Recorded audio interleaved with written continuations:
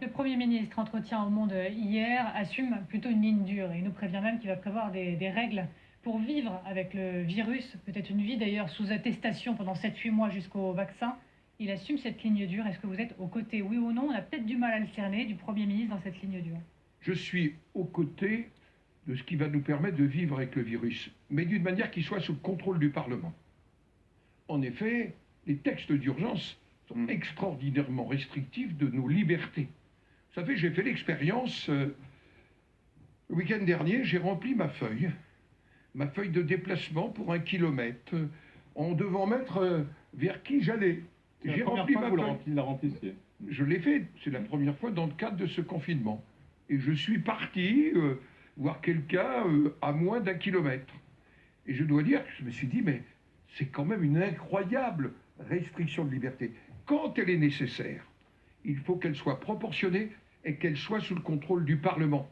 Simplement, je veux ajouter une chose. On a débattu de l'urgence 4 fois en 7 mois. Et dans le dernier texte, on nous a proposé de ne plus en parler jusqu'au printemps. Ça n'est pas acceptable.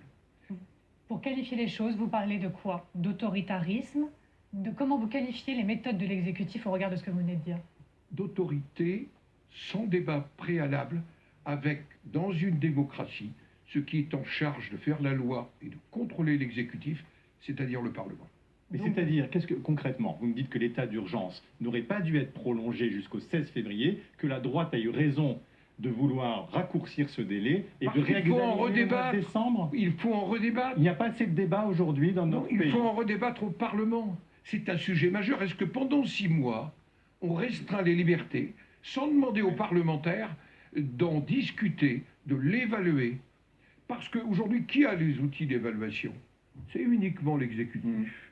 Le Parlement n'a d'ailleurs pas aujourd'hui les moyens de l'évaluation. Et je ne vous cache pas que nous allons nous donner les moyens de l'évaluation. Ça veut dire quoi, ça, pardon? Ça veut dire de faire comme le Parlement allemand, qui a eu un débat au Bundestag la semaine dernière, dans lequel on confronte les chiffres de l'exécutif, des services de l'État, avec des évaluations qui sont des évaluations indépendantes proposées par le Parlement. C'est ça, pourquoi vous remettez en question quels chiffres? Je remets rien en question. Vous parlez des chiffres de la pandémie, là. Oui, je ne débat pas là-dessus, je n'ai pas de théorie complotiste, je ne pratique pas le hold-up, bien au contraire, je le combats. Non, mais je le combats. Oui. Mais je dois dire qu'il m'apparaît que l'exécutif doit parler au Parlement. C'est d'ailleurs ce que j'ai dit au président de la République la semaine dernière. C'est ce que j'ai dit au Premier ministre. Nous étions ensemble dans l'avion pour aller à Nice. Ce n'est pas un secret de fauteuil l'un à côté de l'autre. Parlons-nous.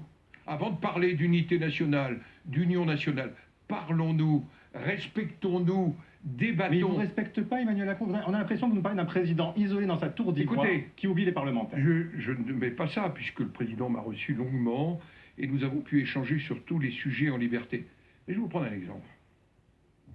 206 ordonnances. Ça veut dire que 206 voix, et notamment 67 fois, sur les textes d'urgence sanitaire, on dit au Parlement, vous n'en débattrez pas, vous ratifierez après. Ça n'est pas une méthode acceptable dans une démocratie parlementaire. Je l'ai dit au président, il faut vraiment retrouver le chemin tout simplement du débat, du dialogue et du vote. Et d'ailleurs, le gouvernement a une majorité,